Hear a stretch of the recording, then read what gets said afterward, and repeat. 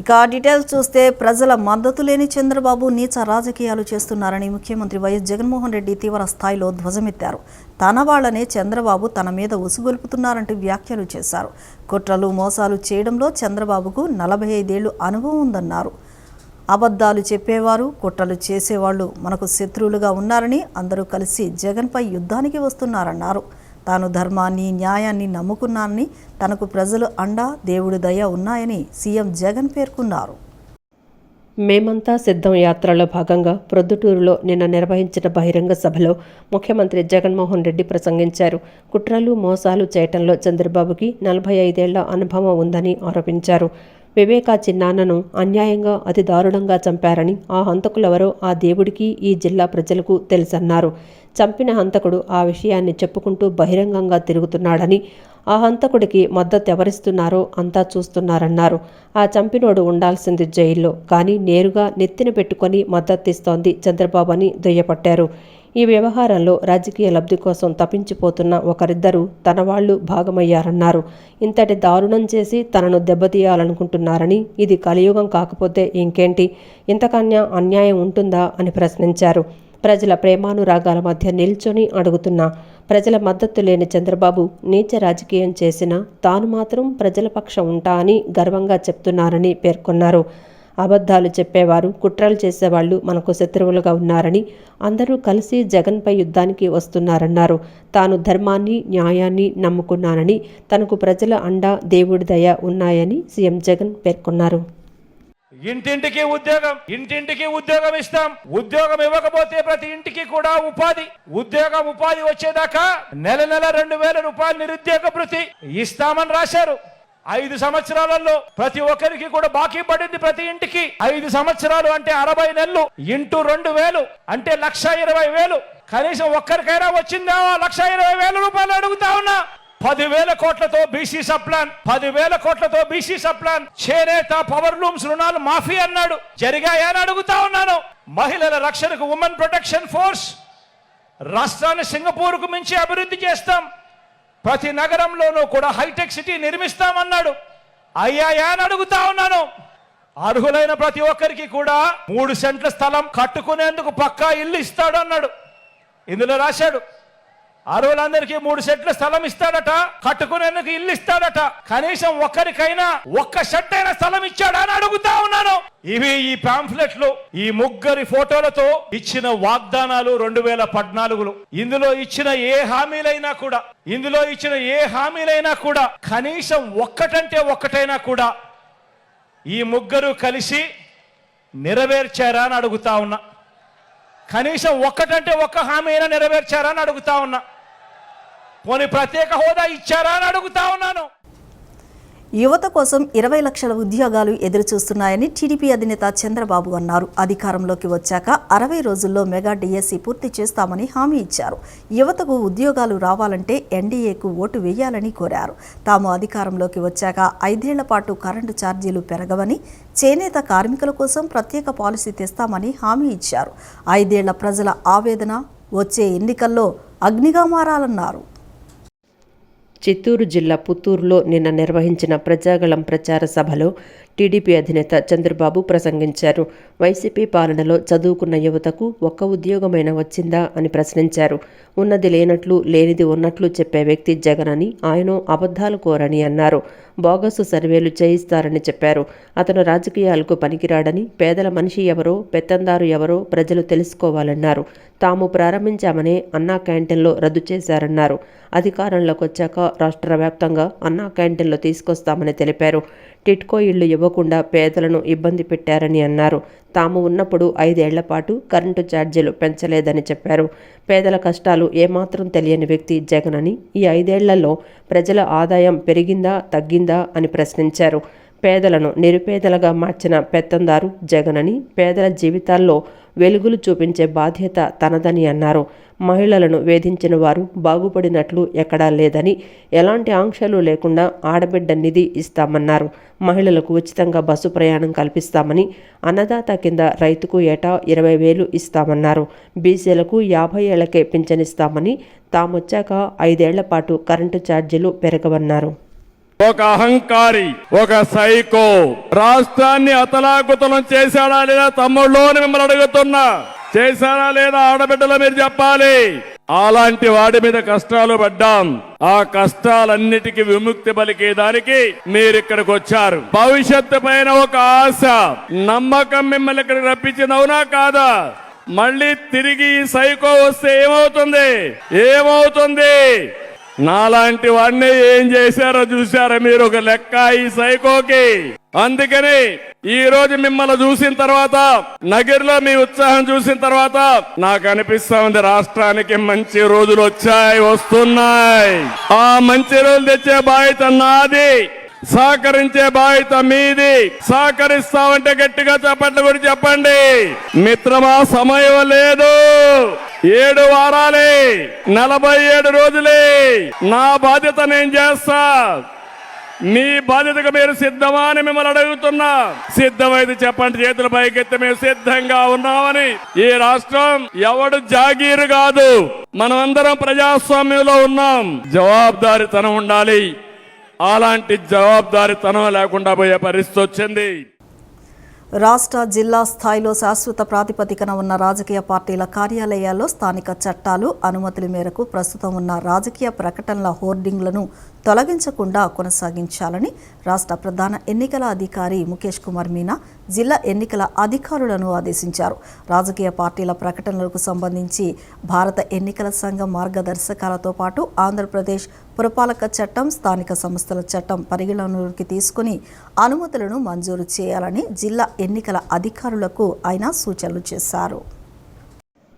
రాష్ట్ర సచివాలయం నుండి అన్ని జిల్లాల ఎన్నికల అధికారులతో ముఖేష్ కుమార్ మీనా నిన్న వీడియో కాన్ఫరెన్స్ నిర్వహించి ఎన్నికల నిర్వహణకు ముందస్తుగా చేస్తున్న ఏర్పాట్లను, ఎన్నికల ప్రవర్తన నియమావళిని పటిష్టంగా అమలు తీరును సమీక్షించారు.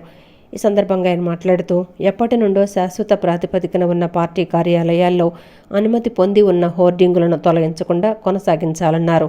అయితే ఆ హోర్డింగుల నిర్మాణాలు బలహీనంగా ఉంటే భద్రతా దృష్ట్యా తగు చర్యలు తీసుకోవాలని సూచించారు. సార్వత్రిక ఎన్నికల నేపథ్యంలో ప్రస్తుతం తాత్కాలిక ప్రాతిపదికన ఏర్పాటు చేసిన పార్టీ కార్యాలయాల్లో 4x8 అడుగుల బ్యానర్, ఒక జెండాను అనుమతించాలన్నారు. రాజకీయ పార్టీలు నిర్వహించే కార్యక్రమాలకు ముందస్తు అనుమతి తప్పనిసరని, అయితే ఇందుకు 48 గంటల ముందుగా సువిధా పోర్టల్లో దరఖాస్తు చేసుకోవాల్సి ఉందన్నారు.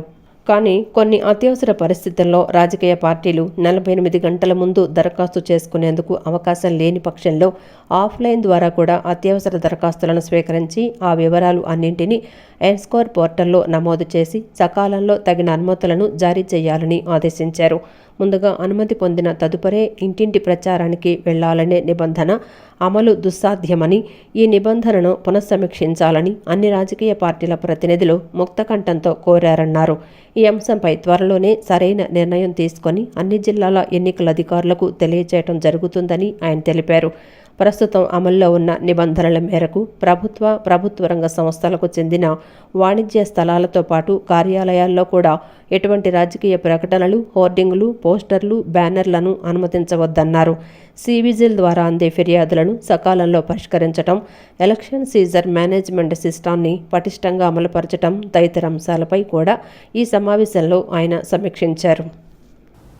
వేసవి విద్యార్థులకు పరీక్షలను దృష్టిలో పెట్టుకుని విద్యుత్ సరఫరాలో అంతరాయం కలగకుండా అవసరమైన చర్యలు తీసుకోవాలని ప్రభుత్వ ప్రధాన కార్యదర్శి డాక్టర్ కెఎస్ జవహర్ రెడ్డి ఇంధన శాఖ అధికారులను ఆదేశించారు. రాష్ట్రంలో గ్రామీణ, పట్టణ ప్రాంతాల్లో ఎక్కడ గృహ విద్యుత్ సరఫరాలో అంతరాయం కలగకుండా తగిన చర్యలు తీసుకోవాలని విద్యుత్ అధికారులను ఆదేశించారు. విద్యుత్ సరఫరాకు సంబంధించి కాల్ సెంటర్కు వచ్చే ఫిర్యాదులపై నిర్దిష్ట కాల వ్యవధిలోపు సకాలంలో చర్యలు తీసుకోవాలని సిఎస్ జవహర్ రెడ్డి ఆదేశాలు జారీ చేశారు. వెలగపూడిలోని రాష్ట్ర సచివాలయంలో విద్యుత్ సరఫరా పరిస్థితులపై ఇంధన శాఖ అధికారులతో ప్రభుత్వ ప్రధాన కార్యదర్శి డాక్టర్ కెఎస్ జవహర్ రెడ్డి నిన్న సమీక్షించారు. ఈ సందర్భంగా ఆయన రాష్ట్రంలో వేసవి విద్యుత్ సరఫరా పరిస్థితులను అధికారులను అడిగి తెలుసుకున్నారు. ముఖ్యంగా మంచినీటి సరఫరా పథకాలకు ఎక్కడా విద్యుత్ సరఫరాలో అంతరాయం కలగకుండా తగిన చర్యలు తీసుకోవాలని స్పష్టం చేశారు. విద్యుత్ సరఫరాకు సంబంధించి కాల్ సెంటర్కు వచ్చే ఫిర్యాదులపై నిర్దిష్ట కాల వ్యవధిలోపు సకాలంలో చర్యలు తీసుకోవాలని సిఎస్ జవహర్ రెడ్డి ఆదేశించారు. వ్యవసాయానికి 9 గంటల ఉచిత విద్యుత్ సరఫరాలో ఎలాంటి ఆటంకం లేకుండా చూడాలని సిఎస్ జవహర్ రెడ్డి ఇంధన శాఖ అధికారులను ఆదేశించారు. విద్యుత్ పంపిణీ సంస్థల వారీగా లోడ్ మానిటరింగ్ సెల్లుల ద్వారా విద్యుత్ సరఫరా పరిస్థితులను నిరంతరం మానిటర్ చేయడం ద్వారా మెరుగైన రీతిలో విద్యుత్ సరఫరాకు చర్యలు తీసుకోవాలని స్పష్టం చేశారు. గ్రామ స్థాయి వరకు విద్యుత్ సరఫరా పరిస్థితులను నిరంతరం పర్యవేక్షించాలని చెప్పారు. విద్యుత్ సరఫరాకు సంబంధించి మీడియాలో వచ్చే నెగటివ్ కథనాలపై 3 విద్యుత్ పంపిణీ సంస్థల వారీగా తీసుకుంటున్న చర్యలపై నివేదిక సమర్పించాలని CS Jawahar Reddy special CS విజయానందను ఆదేశించారు. విద్యుత్ సరఫరాలో అంతరాయం, ఇతర ఫిర్యాదులకై టోల్ ఫ్రీ నంబర్ 1912ను ప్రజలు పూర్తి స్థాయిలో వినియోగించుకోవాలని విజ్ఞప్తి చేశారు. కస్టమర్ కేర్ సెంటర్లకు వినియోగదారుల నుండి వచ్చే ఫిర్యాదులపై సకాలంలో స్పందించి చర్యలు తీసుకోవాలని ఆదేశించారు. చంద్రబాబు నాయకత్వం అంటే ఒక భరోసా అని, అందుకే మహిళలు పెద్ద ఎత్తున బయటకు వచ్చి ఆయన కోసం పోరాడారని నారా భువనేశ్వరి అన్నారు. చంద్రబాబు నాయుడు ముఖ్యమంత్రిగా ఉండగా ఉమ్మడి ఆంధ్రప్రదేశ్ ఏ విధంగా అభివృద్ధి చెందిందో అందరికీ తెలుసన్నారు. ప్రజల కోసం, ప్రజల సంతోషం కోసం రాత్రింబవళ్లు కష్టపడి ఆంధ్రప్రదేశ్ను అభివృద్ధి చేశారన్నారు. ఈ 5 సంవత్సరాలు కూడా చంద్రబాబు సీఎంగా ఉంటే ఆంధ్రప్రదేశ్ ఇంకా అభివృద్ధి చెంది ఉండేదన్నారు. నిజం గెలవాలి యాత్రలో భాగంగా నారా భువనేశ్వరి నిన్న కృష్ణా జిల్లా బాపులపాడు మండలం హనుమాన్ జంక్షన్కు వచ్చారు. బిళ్లనపల్లిలో చంద్రబాబు అరెస్టు సమయంలో మృతి చెందిన 2 కుటుంబాలను పరామర్శించారు. హనుమాన్ జంక్షన్ చేరుకున్న ఆమెకు మహిళలు, టీడీపీ నాయకులు ఘన స్వాగతం పలికారు. అభయాంజనేయ స్వామివారి ఆలయంలో భువనేశ్వరి ప్రత్యేక పూజలు నిర్వహించారు. అనంతరం ఆమె మాట్లాడుతూ చంద్రబాబు నాయుడుని తప్పుడు కేసులు పెట్టి 53 రోజులు జైల్లో నిర్బంధించారని, బాధతో రాష్ట్రంలో 206 మంది కార్యకర్తలు కన్నుమూశారన్నారు. మరణించిన వారి కుటుంబాలను ఓదార్చి తెలుగుదేశం పార్టీ ఎప్పుడూ వారికి అండగా ఉంటుందని భరోసా ఇస్తున్నట్లు తెలిపారు. చంద్రబాబు నాయుడు ముఖ్యమంత్రిగా ఉండగా ఉమ్మడి ఆంధ్రప్రదేశ్ ఏ విధంగా అభివృద్ధి చెందిందో అందరికీ తెలుసన్నారు. ఉమ్మడి ఆంధ్రప్రదేశ్లో చంద్రబాబు మీద భరోసాతో ఎన్నో పరిశ్రమలు, పెట్టుబడులు పెట్టడానికి ముందుకొచ్చాయని తెలిపారు. విజన్ 2020 అని హైదరాబాద్లో హైటెక్ సిటీ కట్టారని, ఇప్పుడు ఆ హైటెక్ సిటీ లక్షలాది మంది కుటుంబాలకు ఉపాధి కల్పిస్తోందన్నారు. రాష్ట్రం విడిపోయిన తర్వాత ఆంధ్రప్రదేశ్ను అభివృద్ధి చేయడానికి రాత్రింబవళ్లు కష్టపడి పనిచేశారన్నారు. ఈ 5 సంవత్సరాలకు కూడా చంద్రబాబు సీఎంగా ఉంటే ఆంధ్రప్రదేశ్ ఇంకా అభివృద్ధి చెంది ఉండేదని చెప్పారు. పోలవరం నిర్మాణం 72% పూర్తి చేశారని, ఇప్పుడున్న ప్రభుత్వం దానిని పూర్తి చేయడానికి కృషి చేయటం లేదన్నారు. ఇంకా చాలా కూడా అవి రావటం చాలా కష్టం, కానీ ఆయన ప్రజల కోసం, ప్రజల సంతోషం కోసం ఆయన రాత్రి పగలు కష్టపడి అవన్నీ తీసుకొచ్చారు. అంత ఈజీగా రారు అంత పెద్ద పెద్ద కంపెనీలు. ఆ నాయకత్వం అనేది నమ్మకం వస్తేనే ఎవరైనా ముందుకు వస్తారు. అట్లానే మన ఆంధ్రప్రదేశ్ విభజన అయిన తర్వాత మీ అందరికీ తెలుసు, వాళ్ళు కట్టుబట్టలతో మనందరినీ బయటికి పంపించేశారు, ఒక్క పైసా లేకుండా కూడా. అట్లాంటి ఆంధ్రప్రదేశ్ని ఆయన రాత్రి పగలు కష్టపడ్డారు. ఆ 14 ఏళ్ళుగా ఆయన సీఎంగా నేను చూశాను, కానీ 5 సంవత్సరాలు అది ఒక వేరే లెవెల్గా ఆయన పనిచేశారు. రాత్రి ఒట్టి 3 గంటలు 4 గంటలే పడుకునేవారు. ఏదో ఏపీలో అసెంబ్లీ ఎన్నికల్లో పోటీ చేసే అభ్యర్థుల జాబితాను బీజేపీ విడుదల చేసింది. టీడీపీ, జనసేన పొత్తుల్లో భాగంగా 6 ఎంపీ, 10 అసెంబ్లీ స్థానాలను కేటాయించిన విషయం తెలిసిందే. ఇప్పటికే 6 ఎంపీ అభ్యర్థులను ప్రకటించగా తాజాగా 10 అసెంబ్లీ స్థానాలకు అభ్యర్థులను నిన్న ఖరారు చేశారు. ఆంధ్రప్రదేశ్ అసెంబ్లీ ఎన్నికల్లో పోటీ చేసే 10 మంది అభ్యర్థుల జాబితాను భారతీయ జనతా పార్టీ నిన్న విడుదల చేసింది. సామాజిక సమీకరణాలు, అభ్యర్థుల గెలుపు ఆధారంగా అభ్యర్థులను ఎంపిక చేశారు. ఎచ్చెర్ల నుంచి Eswar Rao, Visakhapatnam west Vishnukumar Raju, Araku valley Rajarao, Dharmavaram Satya Kumar, Anaparthi శివకృష్ణరాజు, Kaikaluru Kamineni Srinivasarao, Vijayawada west Sujana Chowdary, బద్దివేలు బొజ్జ రోషన్, జమ్మలమడుగు ఆదినారాయణ రెడ్డి, ఆదోను నుంచి పార్థసారథి బరిలోకి దిగనున్నారు. సుజనా చౌదరి రాజ్యసభ పదవీకాలం పూర్తి కావడంతో ఈసారి అసెంబ్లీ బరిలో నిలిచారు. సీఎం జగన్మోహన్ రెడ్డి ప్రభుత్వంలో అన్ని వర్గాల ప్రజలు విసిగిపోయారని మైలవరం నియోజకవర్గం ఎన్డీఏ కూటమి అభ్యర్థి వసంత కృష్ణప్రసాద్ విమర్శించారు. జగన్ ప్రభుత్వంలో పేరుకు మాత్రం సామాన్యుడిది, పెత్తనం మాత్రం పెత్తందారులదని ధ్వజమెత్తారు. ఎన్టీఆర్ జిల్లా మైలవరం నియోజకవర్గం ఎన్డీఏ కూటమి అభ్యర్థిగా కృష్ణప్రసాద్ పేరు ఖరారు చేయడంతో ఆత్మీయ సమావేశాలు నిర్వహిస్తూ కార్యకర్తల్లో రెట్టింపు ఉత్సాహాన్ని నింపుతున్నారు. నియోజకవర్గంలోని అన్ని ప్రాంతాల్లో ఎమ్మెల్యే వసంత కృష్ణప్రసాద్ విస్తృతంగా పర్యటిస్తున్నారు. గొల్లపూడి ఎమ్మెల్యే కార్యాలయంలో విజయవాడ రూరల్ మండలం టీడీపీ, జనసేన, బీజేపీ పార్టీ శ్రేణులు, క్లస్టర్ ఇన్ఛార్జీలు, అనుబంధ విభాగాలతో ఆత్మీయ సమావేశాన్ని నిర్వహించారు. అన్ని వర్గాల ప్రజలను కలుపుకుంటూ వెళ్తున్నట్లు వసంత తెలిపారు. ఇప్పటికే సగం గ్రామాల్లో సమావేశాలు పూర్తి చేసినట్లు చెప్పారు. వచ్చే వారం రోజుల్లోపే నియోజకవర్గం మొత్తం పూర్తి చేస్తానని చెప్పారు. టీడీపీ, జనసేన, బీజేపీ పార్టీల్లో అసంతృప్తులనేది లేదన్నారు. పనితీరు పట్ల నియోజకవర్గంలో 5 సంవత్సరాలలో తనను అందరూ గమనించారని, అందరికీ సుపరిచితుడేనన్నారు. ప్రభుత్వంపై తీవ్ర వ్యతిరేకత ఉందని, రైతన్నలు, కార్మికులు, భవన నిర్మాణ కార్మికులు ఉపాధి అవకాశాలు దెబ్బతిని తీవ్ర ఇబ్బందులు పడ్డారని అన్నారు. కృష్ణానది పక్కనే ఉన్న ఇసుక దొరకని పరిస్థితి స్పష్టంగా కనపడుతోందన్నారు. నియోజకవర్గ ప్రజల ఆశీస్సులతో వచ్చే ఎన్నికల్లో 100కి 100% భారీ మెజారిటీతో మైలవరం నియోజకవర్గం నుంచి తెలుగుదేశం పార్టీని గెలిపించి చంద్రబాబును సీఎంగా ఎన్నుకుంటామని ఎన్డీఏ కూటమి అభ్యర్థి వసంత కృష్ణప్రసాద్ ధీమా వ్యక్తం చేశారు. ఎన్నికలు ఎప్పుడు వస్తాయా అని, తెలుగుదేశాన్ని ఎప్పుడు గెలిపిద్దామని ప్రజలు ఎదురు చూస్తున్నారని ఎమ్మెల్యే గద్దె రామ్మోహన్ తనయుడు గద్దె క్రాంతి తెలిపారు. కొంతమంది వ్యక్తులు తెలుగుదేశం బలంగా ఉన్న ప్రాంతాల్లో ఓట్లు తొలగించే కుట్రలు చేస్తున్నారని ధ్వజమెత్తారు. రాబోయే ఎన్నికల్లో టీడీపీ తూర్పు ఎమ్మెల్యే అభ్యర్థి గద్దె రామ్మోహన్, ఎంపీ అభ్యర్థి కేశినేని చిన్నిని గెలిపించడంతో పాటు తెలుగుదేశం ప్రభుత్వం అధికారంలోకి తీసుకురావాలని అభ్యర్థించారు.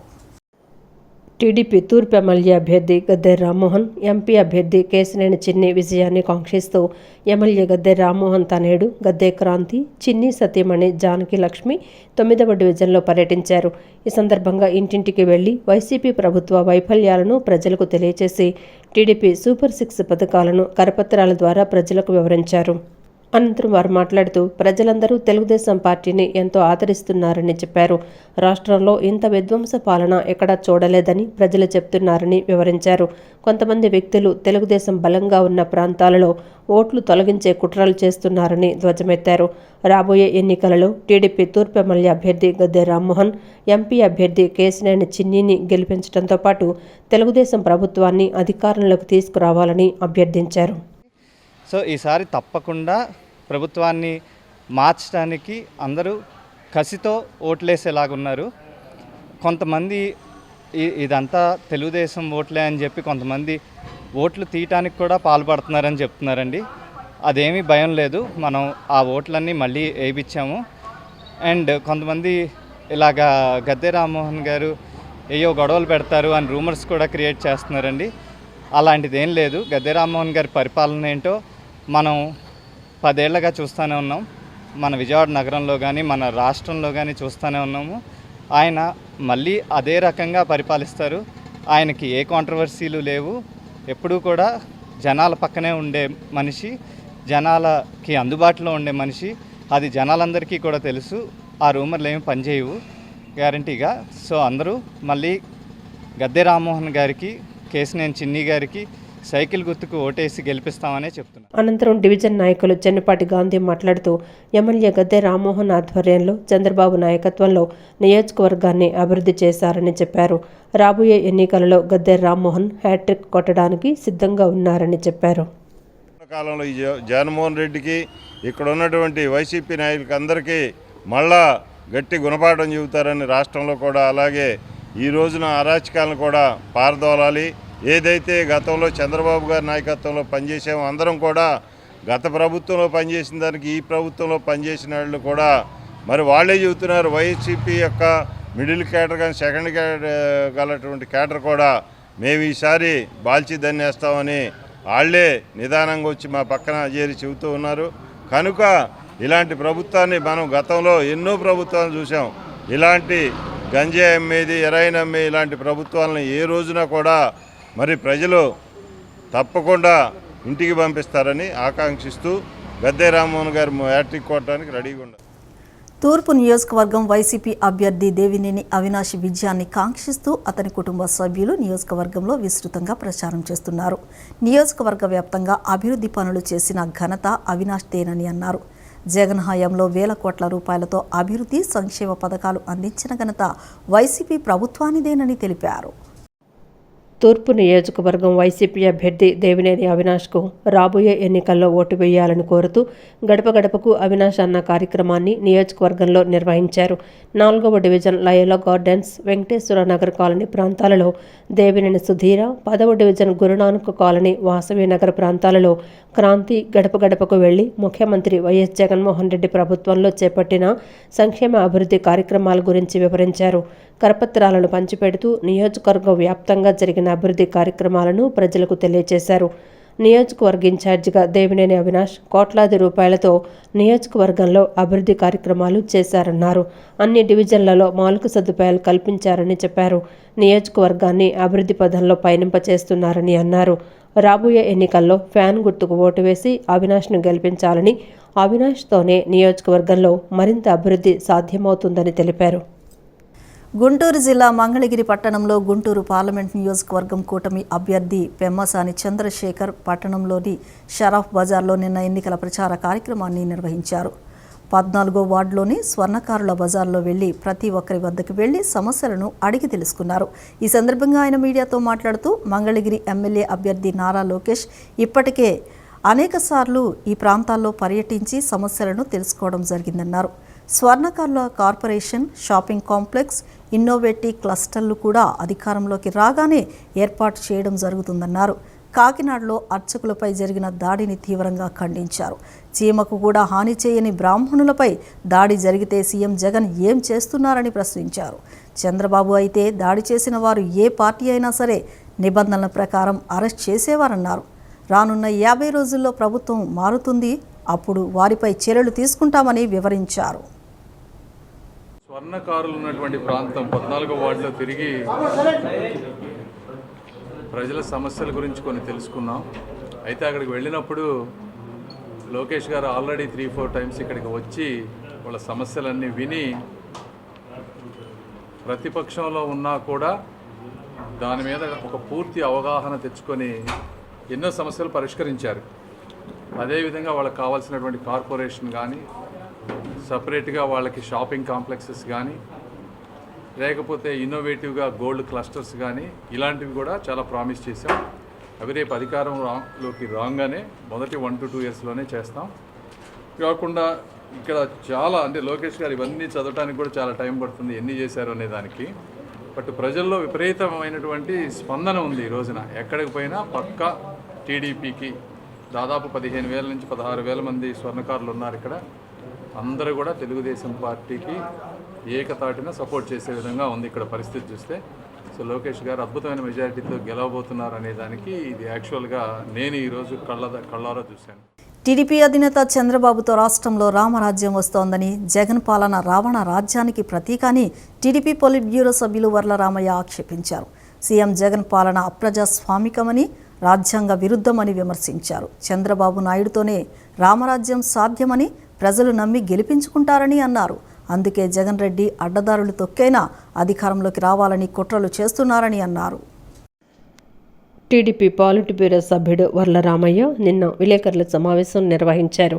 సమావేశంలో ఆయన మాట్లాడుతూ వైసీపీ నేతలు ఓటర్లకు పంచే గిఫ్టులను ప్రలోభ పెట్టేందుకు శ్రీకాళహస్తి, రేణిగుంట విమానాశ్రయానికి దగ్గరలోని 2 గోడౌన్లలో పెద్ద ఎత్తున నిల్వ చేశారన్నారు. అందులో రిస్ట్ వాచ్లు, కుక్కర్లు, గొడుగులు, చీరలు, హ్యాండ్ ఫ్యాన్లు లాంటి కోట్ల రూపాయలు విలువైన బహుమతులు ఉన్నాయన్నారు. గోదాములలో పెద్ద మొత్తంలో డబ్బులు దాచిపెట్టారని, ఈ వ్యవహారంపై టీడీపీ నాయకులు సీఈసీకి, ఎస్ఈసీకి, ఆర్ఓకు, సివిజిల్లో సైతం ఫిర్యాదు చేశారన్నారు. అయితే సివిజిల్ ఎలాంటి చర్యలు తీసుకోలేదని, ఈసీ ఆశించిన స్థాయిలో పనిచేయటం లేదన్నారు. ఎన్నికల అధికారులు ఆ గోడౌన్లను ఎందుకు సీజ్ చేయలేదని, జిల్లా ఎస్సీ, కలెక్టర్ ఏం చేస్తున్నారని ప్రశ్నించారు. కొంతకాలంగా వందలాది మంది టీడీపీ కార్యకర్తలు ఆ గోడౌన్లను కాపలా కాస్తున్నారని చెప్పారు. పోలీసులు చేయాల్సిన పనిని తమ కార్యకర్తలు చేస్తుంటే తిరిగి తమనే బెదిరిస్తున్నారని అన్నారు. ఎమ్మెల్యే చెవిరెడ్డి భాస్కర్ రెడ్డి తమ నేతలకు ఫోన్ చేసి బెదిరిస్తున్నారని తెలిపారు. ఎన్నికల అధికారులు ఓటర్లను ప్రలోభపెట్టే ప్రయత్నం చేస్తున్న వైసీపీ నేతలపై వెంటనే చర్యలు తీసుకోవాలని డిమాండ్ చేశారు. హ్యాండ్ ఫ్యాన్స్ అట, నేను ఎప్పుడు హ్యాండ్ ఫ్యాన్స్ అట అంటే మహిళలని మభ్యపెట్టడానికి, ఓటర్స్ని మభ్యపెట్టడానికి ఈ రకంగా స్టాక్ చేశారు. ఆ గోడౌన్ మా వాళ్ళందరూ వెళ్ళారు, వందలాది మంది మా వాళ్ళు వెళ్ళారు. లేదులేండి తీసుకెళ్ళిపోతున్నాం, గోడౌన్ క్లోజ్ చేస్తున్నాం అంటే ఒప్పుకోలేదు మా వాళ్ళు. ఎందుకు ఈ మెటీరియల్ ఎక్కడ వచ్చింది? పక్క గోడౌన్లు కూడా తెరవాలి. అందులో జగన్మోహన్ రెడ్డి గారి అక్రమ సంపాదన అంతా అందులో ఉందట, 500 రూపాయల నోట్లన్నీ. ఆ గోడౌన్ చంద్రగిరి దీంట్లోకి వస్తుందని చెబుతున్నారు. ఆ గోడౌన్ అది ఎయిర్పోర్ట్ దగ్గరలోనే. ఆ 2 గోడౌన్స్ కూడా ఇప్పుడు ఓపెన్ చేయాలి. తాళం వేసిన అక్కడ మా కార్యకర్తలు, నాయకులు కాపలాగా వస్తున్నారు. ఎప్పటి నుంచి? నిన్న మధ్యాహ్నం నుంచి కూడా కాపలాగా వస్తున్నారు.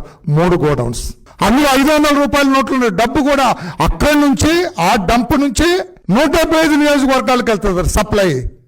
అదొక పెద్ద సప్లై కంపెనీ అక్కడి నుంచి వెళ్తుందట.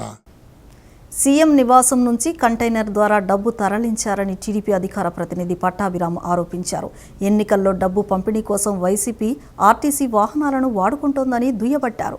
కంటైనర్ వ్యవహారంపై ఈసీ జోక్యం చేసుకుని సీబీఐతో విచారణ జరిపించాలని పట్టాభి డిమాండ్ చేశారు. సీఎం నివాసానికి వెళ్లిన కంటైనర్ ద్వారా నోట్ల కట్టలు తరలించారని తెలుగుదేశం అధికార ప్రతినిధి కొమ్మారెడ్డి పట్టాభి ఆరోపించారు. రాష్ట్ర వ్యాప్తంగా ఓట్లు కొనుగోలు కోసం డబ్బు తరలింపు కంటైనర్ ద్వారా జరిగిందని ధ్వజమెత్తారు. వైసీపీ అభ్యర్థులకు ఎన్నికల డబ్బు పంపిణీ కోసం ఆర్టీసీ వాహనాలను వాడుతున్నారని దుయ్యపట్టారు. వైసీపీ క్యాష్ స్మగ్లింగ్ కోసం ఆర్టీసీని వాడుకుంటోందని మండిపడ్డారు. మొన్న సీఎం క్యాంపు కార్యాలయానికి వెళ్లిన కంటైనర్ తాలూకు సీసీటీవీ ఫుటేజ్ మొత్తం ఆర్టీసీ బయటపెట్టాలని డిమాండ్ చేశారు. విశాఖలో పట్టుబడ్డ డ్రగ్స్ కంటైనర్ ఘటన మరవకముందే సీఎం ఇంటి వద్ద మరో కంటైనర్ కలకలం రేపిందని విమర్శించారు. సీఎం నివాసంలోకి నేరుగా కంటైనర్ వెళ్లడం ఇంతవరకు చూడలేదని, నిన్న మధ్యాహ్నం 1 గంటకు అదే కంటైనర్ విజయవాడ బస్టాండ్ వద్దకు వచ్చిందన్నారు.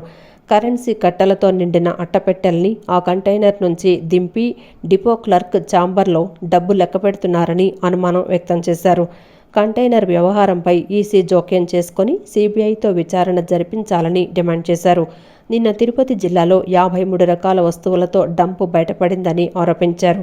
మరికొన్ని ప్రాంతాల్లో కరెన్సీ డంపులు కూడా ఉన్నాయని లోకేష్ చెప్పిన విషయాన్ని గుర్తు చేశారు. ఆర్టీసీకి చెందిన వాహనంపై పోలీసు స్టిక్కర్ అంటించి పంపారని పేర్కొన్నారు. కరెన్సీ కట్టలతో నిండినటువంటి అట్టపెట్టెల్ని ఆ బండిలో నుంచి దింపి ఎక్కడికి తీసుకెళ్లారో కూడా చెప్తా ఉన్నా. ఆ బిల్డింగ్ లో ఉన్నటువంటి డిపో క్లర్క్ ఎర్నింగ్స్ అంటే క్యాష్ క్లర్క్ డీసీ అంటారు, డిపో క్లర్క్ ఎర్నింగ్స్ ఆయన గదిలోకి తీసుకెళ్లి అక్కడ లెక్క పెడతా ఉన్నారు. ఇప్పుడు ఈ నిమిషాన్ని కూడా కౌంటింగ్ జరుగుతూ ఉంది. నేను ఛాలెంజ్ చేస్తా ఉన్నా, ఇవాళ మీడియా ప్రతినిధులు ఎవరైనా సరే మీరు విజయవాడ బస్ స్టాండ్కి వెళ్ళండి, ఎన్టీఆర్ అడ్మినిస్ట్రేటివ్ బ్లాక్ దగ్గరికి వెళ్ళండి, అక్కడ ఉన్నటువంటి ఉన్నతాధికారులని సీసీటీవీ ఫుటేజ్ చూపించమని చెప్పండి.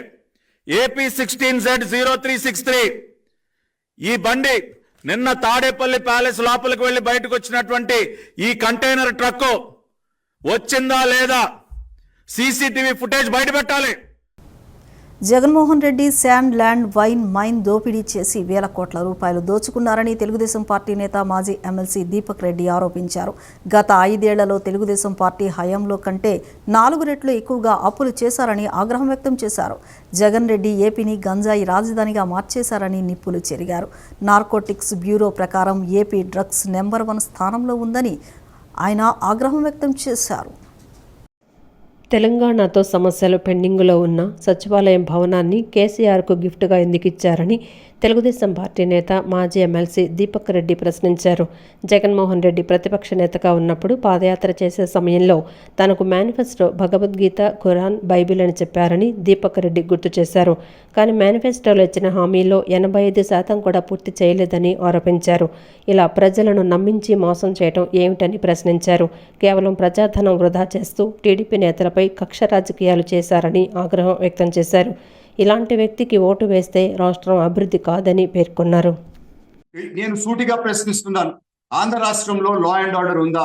అసలు పోలీస్ డిపార్ట్మెంట్ ఎఫెక్టివ్ గా పనిచేస్తా ఉందా? టోటల్ గా ఇన్ఎఫిషియెంట్ అయిపోయి ఉంది. ఇటువంటి వాళ్ళకి ఓటు వేయాలా అని చెప్పి నేను ఈ రోజు ప్రశ్నిస్తా ఉన్నాను. తర్వాత కరప్షన్, దోపిడీ సంగతికి వస్తాము. ల్యాండ్, మైన్, వైన్ ఇవన్నీ మాట్లాడుకుంటా పోతే ఒక్క లిక్కర్ లోనే 1,05,000 కోట్ల పైన దోచేశారు కమిషన్లలో. 14 లక్షల ఎకరాలు కుంభకోణాలు అసైన్మెంట్ భూముల్లో 1,00,000 కోట్లు దోచేశారు. ఇండోసోల్ దోపిడీలో 75,000 కోట్లు దోచేశారు. విద్యుత్ ఒప్పందాల్లో 55,000 కోట్లు దోచేశారు. వైజాగ్ భూముల్లో 40,000 కోట్లు దోచుకున్నారు. ఇసుక దోపిడీలో 60,000 కోట్ల దాకా దోచేశారు. గ్రావెల్, సిలికా, శాండ్ మైన్స్ లో 39,000 వీళ్ళు దోచేశారు కోట్లు. గంజాయి, డ్రగ్స్ లో 37,000 కోట్లు దోచేశారు. కాకినాడలో వైసీపీ నాయకులు అర్చకులపై దాడి చేయడం దుర్మార్గమైన చర్యని వైసీపీ ప్రభుత్వానికి బుద్ధి చెబుతామని ఎన్టీఆర్ జిల్లా టీడీపీ బ్రాహ్మణ సాధికార సమితి కన్వీనర్ కె శివశర్మ అన్నారు. విజయవాడ గురునానక్ కాలనీలో ఎన్టీఆర్ భవన్లో నిర్వహించిన మీడియా సమావేశంలో మాట్లాడిన ఆయన, జగన్మోహన్ రెడ్డి ముఖ్యమంత్రి అయినప్పటి నుంచి రాష్ట్రంలో బ్రాహ్మణులపై దాడులు పెరిగిపోయాయని ఆవేదన వ్యక్తం చేశారు. రాష్ట్రంలో బ్రాహ్మణులకు రక్షణ లేదని ఆవేదన వ్యక్తం చేశారు. చంద్రబాబు ముఖ్యమంత్రిగా ఉన్నప్పుడు బ్రాహ్మణులకు సువర్ణ యుగం నడిచిందన్నారు. ఈ రకమైనటువంటి చేష్టల్ని తీవ్రంగా ఖండిస్తూ ఉన్నాం. రానున్న రోజుల్లో ఈ జగన్మోహన్ రెడ్డి ప్రభుత్వాన్ని దారుణంగా ఓడించి బ్రాహ్మణ సామాజిక వర్గం అంతా కూడా కృత నిశ్చయంతో ఉంది. చంద్రబాబు నాయుడు గారిని ముఖ్యమంత్రిని చేయడానికి మేమంతా సిద్ధంగా ఉన్నాం. రానున్న రోజుల్లో ఎవరైతే బ్రాహ్మణులపై దాడులు చేశారో ఈరోజు వాళ్ళందరికీ కూడా బుద్ధి చెప్పి తీరుతాం. ఖచ్చితంగా చంద్రబాబు నాయుడు గారిని ముఖ్యమంత్రిని చేసుకుంటాం. మా బ్రాహ్మణ సామాజిక వర్గానికి గతంలో ఏ రకంగా అయితే సంక్షేమ పథకాలు వచ్చాయో వాటన్నింటినీ కూడా అమల్లోకి తెచ్చుకుంటాం. ఈ జగన్ రెడ్డికి బుద్ధి చెప్పి దారుణంగా ఓడించి ఇంటికి పంపిస్తుంది బ్రాహ్మణ సమాజం అని చెప్పి కూడా ఈ సందర్భంగా నేను గుర్తు చేస్తా ఉన్నా. ఈ వార్తలు ఇంతటితో సమాప్తం. నమస్కారం.